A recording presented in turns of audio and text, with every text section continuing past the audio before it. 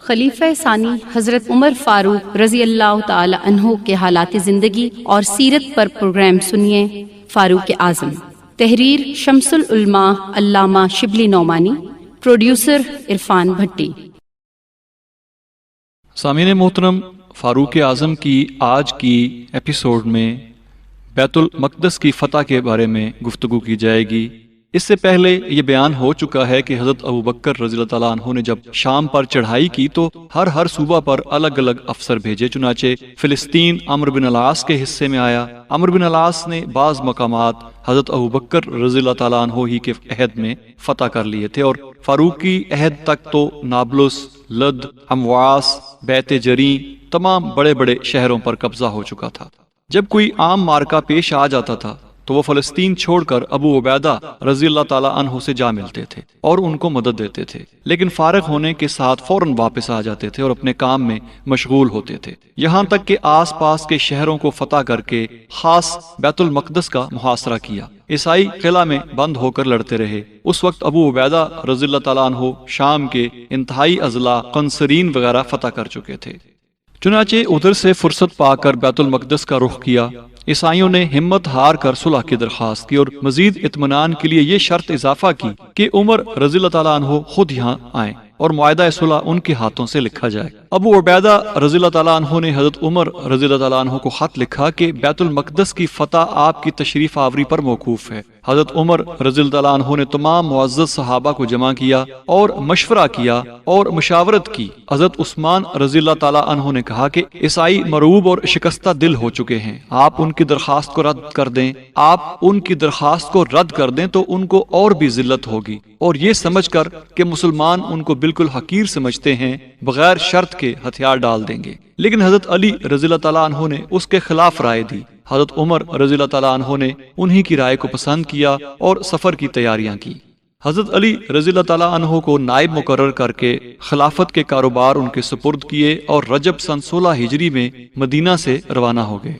سامعین کو انتظار ہوگا کہ فاروق اعظم کا سفر بھی وہ جس سے دشمنوں پر اسلامی جلال کا رعب بٹھانا مقصود تھا، کس ساز و سامان سے ہوا ہوگا، لیکن یہاں نہ کارا و نوبت، خدام و حشم، لاؤ لشکر، یہ سب ایک طرف، معمولی ڈیرا اور خیمہ تک نہ تھا، سواری میں گھوڑا تھا اور چند مہاجر اور انصار ساتھ تھے۔ تاہم جہاں یہ آواز پہنچی کہ فاروق اعظم نے مدینہ سے شام کا ارادہ کیا ہے، زمین دہل جاتی تھی۔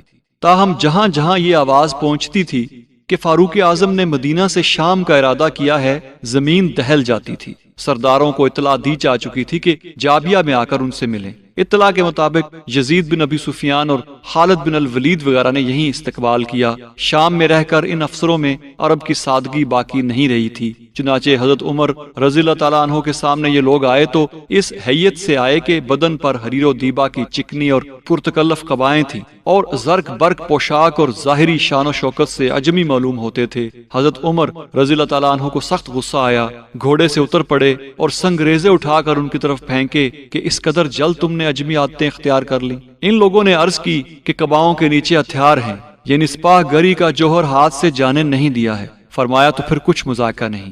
شہر کے قریب پہنچے تو ایک اونچے ٹیلے پر کھڑے ہو کر چاروں طرف نگاہ ڈالی۔ غوطہ کا دل فریب سبزہ زار اور دمشق کے شاندار مکانات سامنے تھے۔ دل پر ایک خاص اثر ہوا، عبرت کے لہجے میں کچھ آیات پڑھی اور پھر نابغہ کے چند حسرت انگیز اشعار پڑھے۔ جابیہ میں دیر تک قیام رہا اور بیت المقدس کا معاہدہ بھی یہی لکھا گیا۔ وہاں کے عیسائیوں کو حضرت عمر رضی اللہ تعالیٰ عنہ کی آمد کی خبر پہلے سے پہنچ چکی تھی، چنانچہ رئیسان شہر کا ایک گروہ ان سے ملنے کے لیے دمشق کو روانہ ہوا۔ حضرت عمر رضی اللہ تعالیٰ عنہ فوج کے حلقے میں بیٹھے تھے کہ دفعتاً کچھ سوار آئے جو گھوڑے اڑاتے چلے آتے تھے اور کمر میں تلواریں چمک رہی تھیں۔ مسلمانوں نے فوراً ہتھیار سنبھال لیے۔ حضرت عمر رضی اللہ تعالیٰ عنہ نے پوچھا کہ خیر ہے؟ لوگوں نے سواروں کی طرف اشارہ کیا۔ حضرت عمر رضی اللہ تعالیٰ عنہ نے فراست سے سمجھا کہ بیت المقدس کے عیسائی ہیں۔ فرمایا گھبراؤ نہیں، یہ لوگ امان طلب کرنے آئے ہیں۔ غرض معاہدہ صلح لکھا گیا، بڑے بڑے معزز صحابہ کے دستخط ہو گئے۔ معاہدے کی تکمیل کے بعد حضرت عمر رضی اللہ تعالیٰ عنہ نے بیت المقدس کا ارادہ کیا۔ گھوڑا جو سواری میں تھا اس کے سم گھس کر بیکار ہو گئے اور رک رک کر قدم رکھتا تھا۔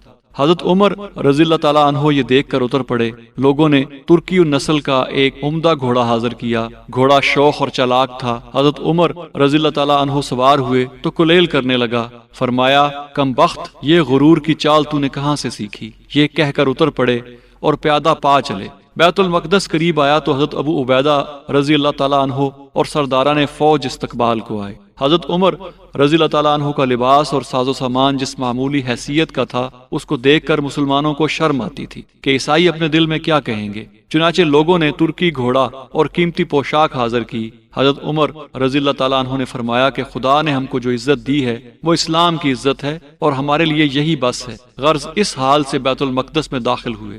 سب سے پہلے مسجد گئے، محراب داؤد کے پاس پہنچ کر سجدہ داؤد کی آیت پڑھی اور سجدہ کیا۔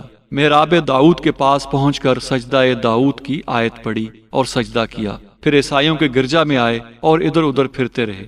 چونکہ یہاں اکثر افسران فوج اور عمال جمع ہو گئے تھے، کئی دن تک قیام کیا اور ضروری احکام جاری کیے۔ ایک دن بلال رضی اللہ تعالیٰ عنہ جو رسول اللہ صلی اللہ علیہ وسلم کے مؤذن ہیں، انہوں نے آ کر شکایت کی کہ امیر المومنین، ہمارے افسر پرند کا گوشت اور میدہ کی روٹیاں کھاتے ہیں، لیکن عام مسلمانوں کو معمولی کھانا بھی نصیب نہیں۔ حضرت عمر رضی اللہ تعالیٰ عنہ نے افسران کی طرف دیکھا۔ انہوں نے عرض کی کہ اس ملک میں تمام چیزیں ارزاں ہیں۔ جتنی قیمت پر حجاز میں روٹی اور کھجور ملتی ہے، یہاں اسی قیمت پر پرندے کا گوشت اور میدہ ملتا ہے۔ حضرت عمر رضی اللہ تعالیٰ عنہ افسروں کو مجبور نہ کر سکے، لیکن حکم دیا کہ مال غنیمت اور تنخواہ کے علاوہ سپاہی کھانا بھی مقرر کر دیا جائے۔ ایک دن نماز کے وقت بلال رضی اللہ تعالیٰ عنہ سے درخواست کی کہ آج اذان دو۔ بلال نے کہا کہ میں عزم کر چکا تھا کہ رسول اللہ کے بعد کسی کے لیے اذان نہ دوں گا، لیکن آج اور صرف آج آپ کا ارشاد بجا لاؤں گا۔ اذان دینی شروع کی تو تمام صحابہ کو رسول اللہ صلی اللہ علیہ وسلم کا مبارک عہد یاد آ گیا اور رکت طاری ہوئی۔ ابو عبیدہ رضی اللہ تعالیٰ عنہ اور معاذ بن جبل روتے روتے بے تاب ہو گئے اور حضرت عمر رضی اللہ تعالیٰ عنہ کی ہچکی لگ گئی اور دیر تک یہ اثر رہا۔ ایک دن مسجد اقصیٰ میں گئے اور کعب بن احبار کو بلایا اور ان سے پوچھا کہ نماز کہاں پڑھی جائے۔ مسجد اقصیٰ میں ایک پتھر ہے جو انبیاء سابقین کی یادگار، اس کو صحرا کہتے ہیں، اور یہودی اس کی اسی طرح تعظیم کرتے ہیں جس طرح مسلمان حجر اسود کی۔ حضرت عمر رضی اللہ تعالیٰ عنہ نے جب قبلہ کی نسبت پوچھا تو کعب نے کہا کہ صحرا کی طرف۔ حضرت عمر رضی اللہ تعالیٰ عنہ نے فرمایا کہ تم میں اب تک یہودیت کا اثر باقی ہے، اور اسی کا اثر تھا کہ تم نے صحرا کے پاس آ کر جوتی اتار دی۔ اس واقعے سے حضرت عمر رضی اللہ تعالیٰ عنہ کا جو طرز عمل اس قسم کی یادگاروں کی نسبت تھا ظاہر ہوتا ہے۔ سامعین، اب عیسائیوں کی حمص پر دوبارہ فتح کی کوششوں کا ذکر کرتے ہیں۔ یہ مارکہ اس لحاظ سے یاد رکھنے کے قابل ہے کہ اس سے جزیرہ اور آرمینیا کی فتوحات کا موقع پیدا ہوا تھا۔ ایران اور روم کی مہمیں جن اسباب سے پیش آئیں وہ ہم اس سے پہلے بیان کر چکے ہیں، لیکن اس وقت تک آرمینیا پر لشکر کشی کے لیے کوئی خاص سبب نہیں پیدا ہوا تھا۔ اسلامی فتوحات چونکہ روز بروز وسیع ہوتی جاتی تھیں اور حکومت اسلام کے حدود برابر بڑھتے جاتے تھے، ہمسایہ سلطنتوں کو خود بخود خوف پیدا ہوا کہ ایک دن ہماری باری بھی آتی ہے، چنانچہ ادھر ایک دن ہماری باری بھی آنی ہے۔ چنانچہ ادھر جزیرہ والوں نے قیصر کو لکھا کہ نئے سرے سے ہمت کیجیے، ہم ساتھ دینے کو موجود ہیں۔ چنانچہ قیصر نے ایک فوج کثیر حمص کو روانہ کی۔ ادھر جزیرہ والے 30,000 کی فوج کی بھیڑ بھاڑ کے ساتھ شام کی طرف بڑھے۔ ابو عبیدہ رضی اللہ تعالیٰ عنہ نے ادھر ادھر سے فوجیں جمع کر کے حمص کے باہر صفیں جمائیں۔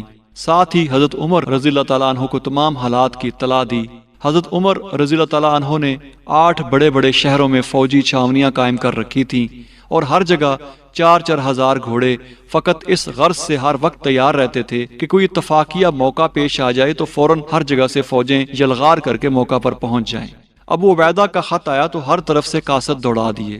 قعقاع بن عمرو کو جو کوفہ میں مقیم تھے لکھا کہ فوراً 4,000 سوار لے کر حمص پہنچ جائیں۔ سہیل بن عدی کو حکم بھیجا کہ جزیرہ پہنچ کر جزیرہ والوں کو حمص کی طرف بڑھنے سے روک دیں۔ عبداللہ بن عتبان کو نصیبین کی طرف روانہ کیا۔ ولید بن عقبہ کو مامور کیا کہ جزیرہ پہنچ کر عرب کے ان قبائل کو تھام رکھیں جو جزیرہ میں آباد تھے۔ حضرت عمر رضی اللہ تعالیٰ عنہ نے ان انتظامات پر بھی قناعت نہ کی بلکہ خود مدینہ سے روانہ ہو کر دمشق میں آئے۔ جزیرہ والوں نے جب یہ سنا کہ خود ان کے ملک میں مسلمانوں کے قدم آ گئے تو حمص کا محاصرہ چھوڑ کر جزیرہ کو چل دیے۔ عرب کے قبائل جو عیسائیوں کی مدد کو آئے تھے وہ بھی پچھتائے اور خفیہ خالد کو پیغام بھیجا کہ تمہاری مرضی ہو تو ہم عین اس وقت یا عین موقع پر عیسائیوں سے الگ ہو جائیں۔